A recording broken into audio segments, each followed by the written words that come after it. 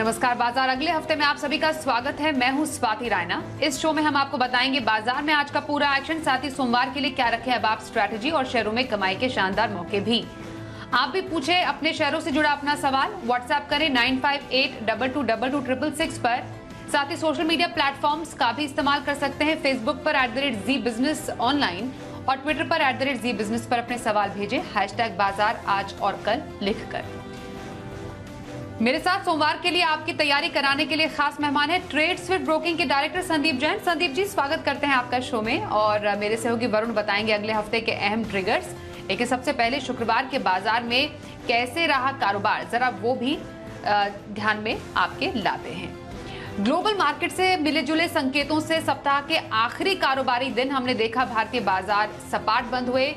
Sensex 89 अंक चढ़ा 58,400 के पास जाकर बंद हुआ, जबकि निफ्टी 15 अंक बढ़कर 17,397 के स्तर पर क्लोज हुआ। बैंक निफ्टी 165 अंक चढ़कर 37,920 के लेवल पर आज हुआ जाकर बंद।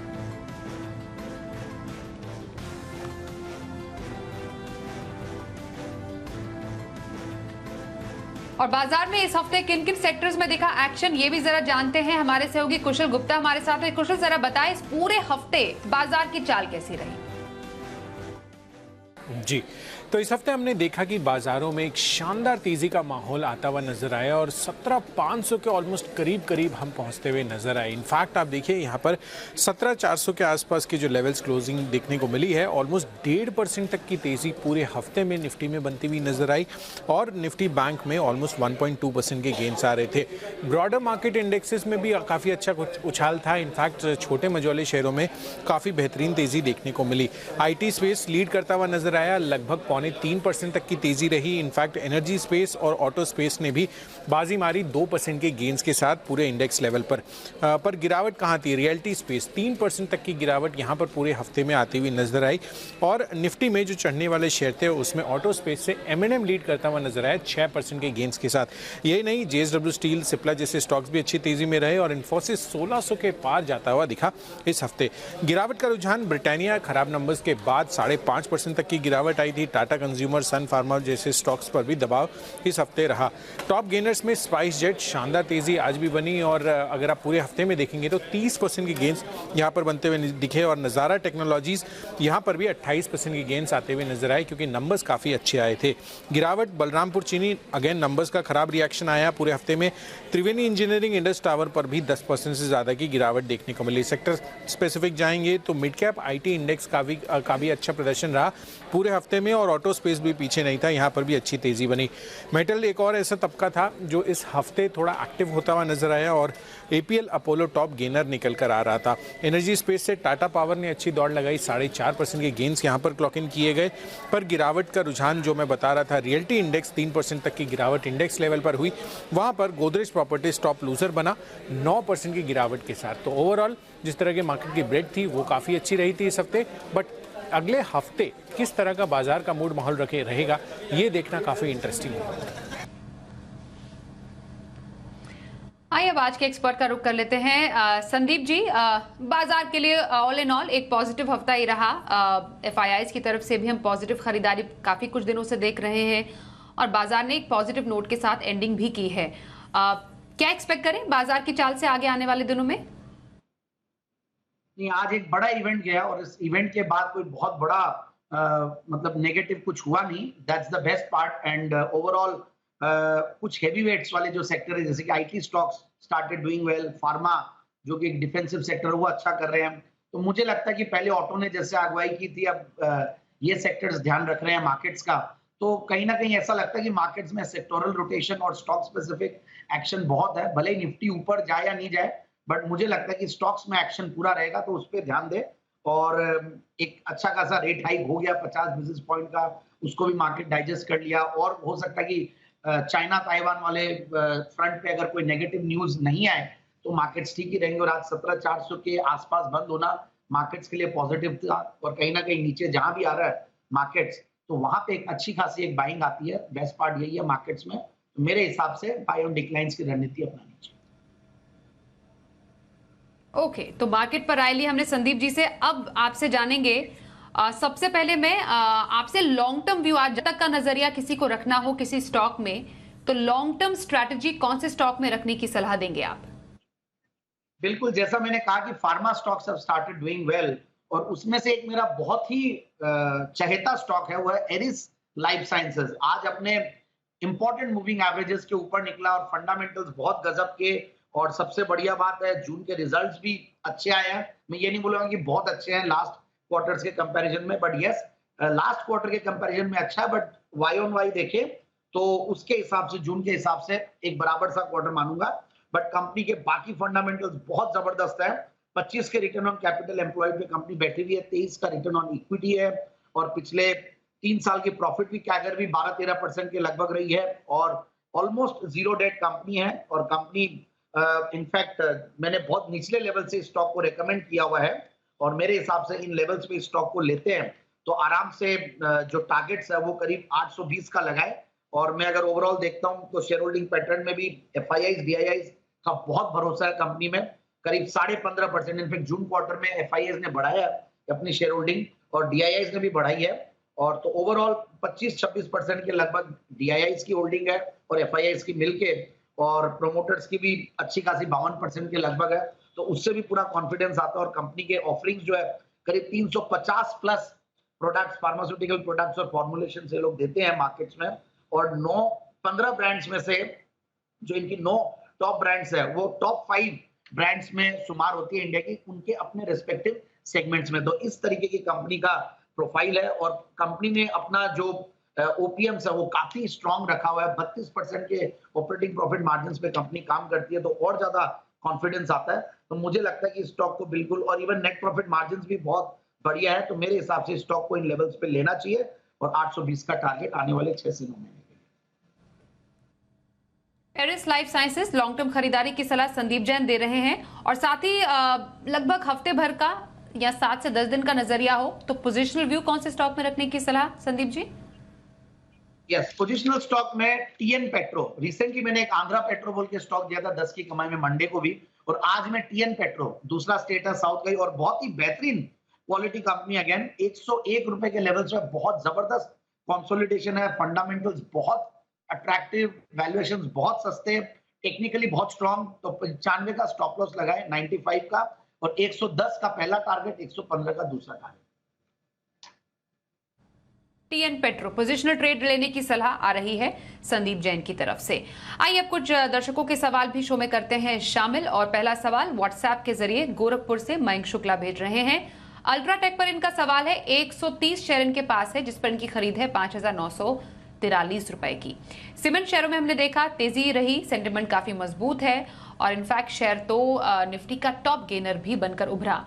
जबरदस्त मुनाफे पर है ये अभी मयंक साहब। संदीप जी, अल्ट्राटेक सीमेंट में इस मुनाफे के साथ क्या स्ट्रैटेजी रखने की सलाह देंगे ने? देखिए, बहुत बढ़िया स्टॉक चुना, और सीमेंट स्टॉक्स अंडर परफॉर्म कर रहे थे, और हमने काफी शोज में, मैंने इनफैक्ट इसी शो में, मैंने पिछले कुछ शोज में सीमेंट स्टॉक्स को रेकमेंड किया, क्योंकि सीमेंट स्टॉक्स ओवरऑल बहुत बड़े अंडर परफॉर्मर थे। और अल्ट्राटेक तो बेस्ट पार्ट ये कि ये एक लीडर है मार्केट का, और आज भी जबरदस्त परफॉर्मर था ये एफएनओ सेगमेंट में, और मेरे हिसाब से इनको होल्ड करके रखना चाहिए अल्ट्राटेक को, कहीं कोई दिक्कत नहीं लगती है मुझे। और अगर ट्रेडर है तो देखिए थोड़ा बहुत इनको प्रॉफिट बुकिंग पे भी ध्यान देना चाहिए, बाकी अगर लॉन्ग टर्म इन्वेस्टर है तो कहीं कोई दिक्कत नहीं आ रही है, और मुझे लगता है कि अपने जो पुराने लेवल से 8,000 के वो भी दिखाएगा लॉन्ग टर्म में आने वाले 9 से 12 महीने में, क्योंकि फंडामेंटल्स बेहतर हो रहे हैं। जो कोल की प्राइसेस की वजह से इनके बैलेंस शीट में इंपैक्ट आ रहा था वो भी अब धीरे धीरे कम होता हुआ दिख रहा है, और मुझे लगता है कि ये सीमेंट सेक्टर में इनफैक्ट मैं कुछ स्टॉक भी लाने की कोशिश कर रहा था, बट हालांकि काफी आज रन अप आ चुका है, तो इसलिए मैंने रिस्क रिवॉर्ड रेशियो के हिसाब से नहीं दिया।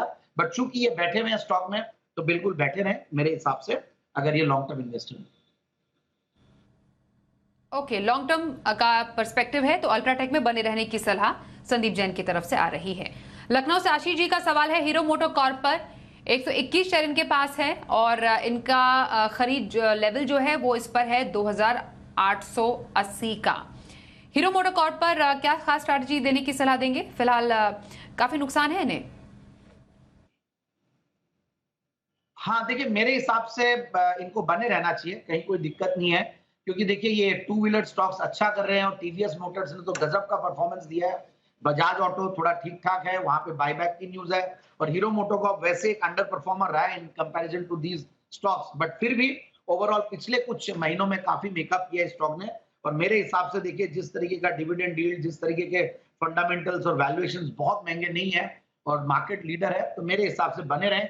अगर अच्छा मॉनसून रहता है तो रूरल डिमांड अच्छा पिकअप करती है और अगर क्रूड की प्राइसेस भी नीचे जाती है तो वापस से टू व्हीलर की डिमांड पे भी पॉजिटिव इंपैक्ट आता है। तो मेरे हिसाब से इनको हीरो मोटोकॉर्प में जरूर से थोड़ा लॉस हो रहा है, बट घबराना नहीं चाहिए, बने रहे, क्योंकि मुझे ऐसा लगता है कि ये स्टॉक 2600-2700 के बीच में सपोर्ट लेगा, फिर वापस से ऊपर जाएगा, 3000 के ऊपर भी जाएगा, बट अभी बने रहे। बने रहे हीरो मोटोकॉर्प में सलाह आ रही है संदीप जैन की तरफ से।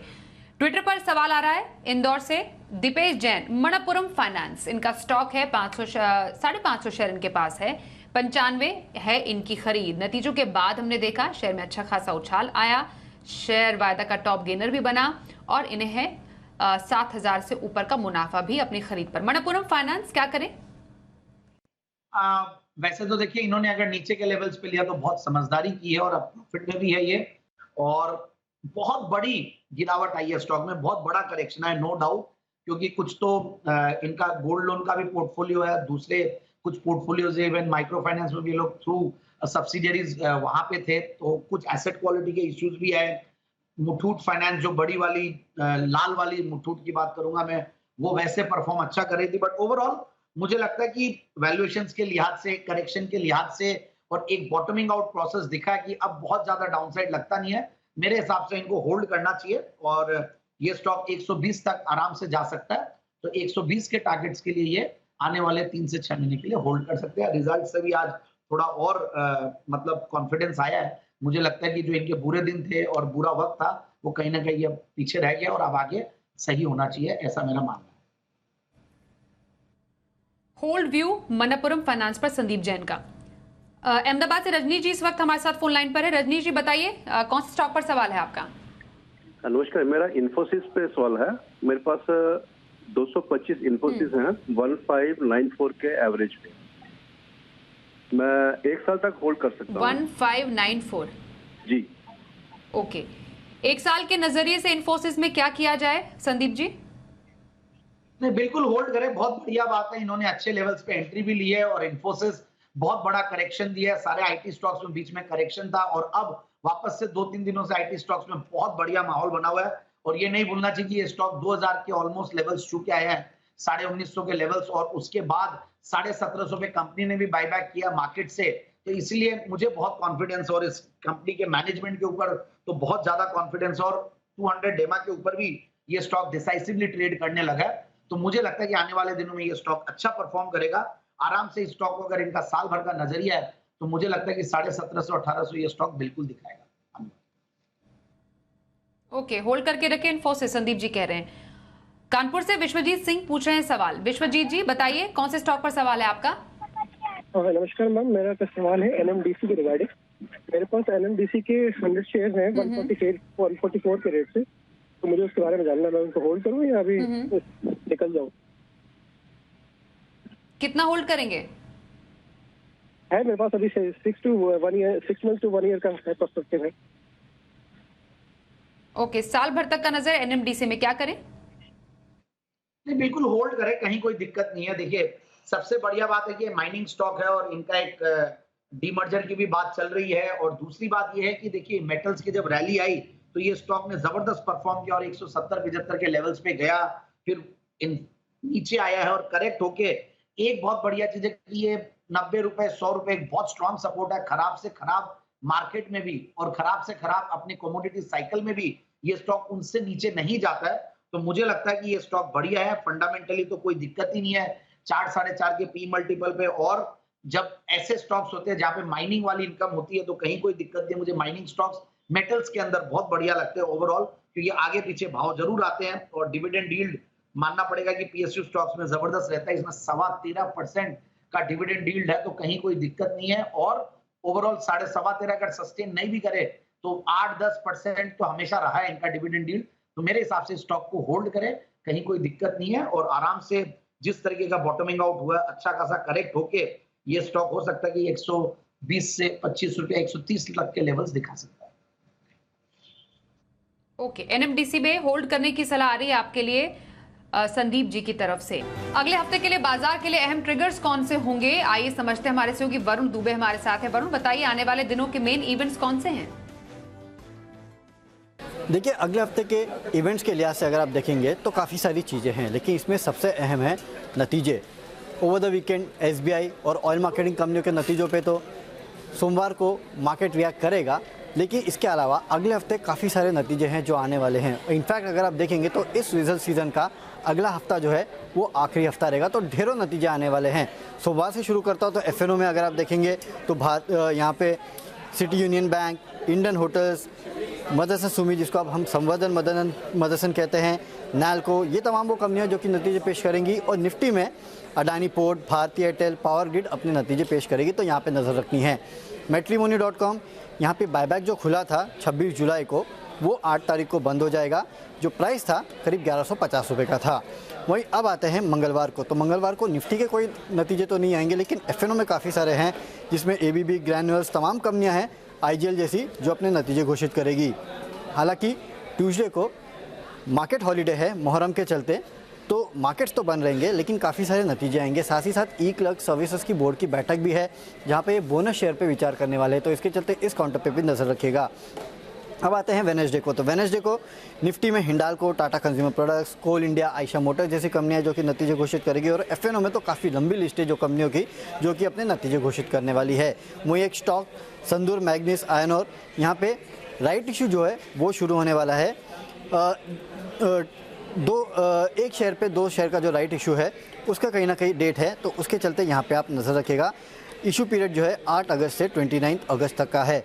इसके अलावा ग्लोबली अगर आप देखेंगे तो यूएस में सीपीआई डेटा आने वाला है, ये काफ़ी इंपॉर्टेंट है। इन्फ्लेशन पे हम देख ही रहे हैं कि किस तरह से लगातार यूएस में बढ़ रहा है, और साथ ही साथ चाइना का भी सीपीआई डेटा आने वाला है जुलाई का, तो यहाँ पे नज़र रखना है।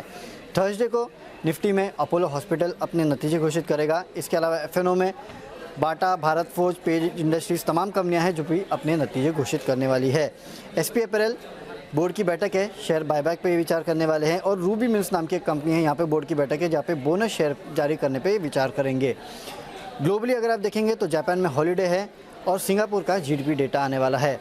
आखिरी दिन फ्राइडे, यहाँ पे अपना नजर डालिएगा। निफ्टी में Divi's lab, hero MotoCorp, Grasim और ओएनजीसी अपने नतीजे घोषित करेगी। एफएनओ में काफ़ी सारी कंपनियां हैं जिन पे आपको नज़र रखना है, जैसे कि अपोलो टायर्स हो गया, इंडिया सीमेंट हो गया, एचएएल हो गया, इन पे नज़र रखिएगा। इसके अलावा हमारा सीपीआई डेटा जुलाई का ये आने वाला है और आईआईपी का डेटा जून का आने वाला है, तो यहाँ पे आपको खास नज़र रखनी है। ग्लोबली यूके का जीडीपी डेटा आएगा, Q2 का, साथ ही साथ आईआईपी डेटा भी आएगा, हांगकांग का जीडीपी डेटा आएगा, यूरोप का इंडस्ट्रियल प्रोडक्शन का डेटा आएगा। तो ये तमाम वो ट्रिगर्स है जहाँ पे आपको नज़र रखनी है। तो लोकल ग्लोबल दोनों काफ़ी सारे इवेंट्स है, और खासकर रिजल्ट सीजन अपने आखिरी लेग पे है, तो यहाँ पे नज़र रखिएगा, क्योंकि काफ़ी सारी कंपनियाँ हैं जो कि नतीजे घोषित करने वाली है।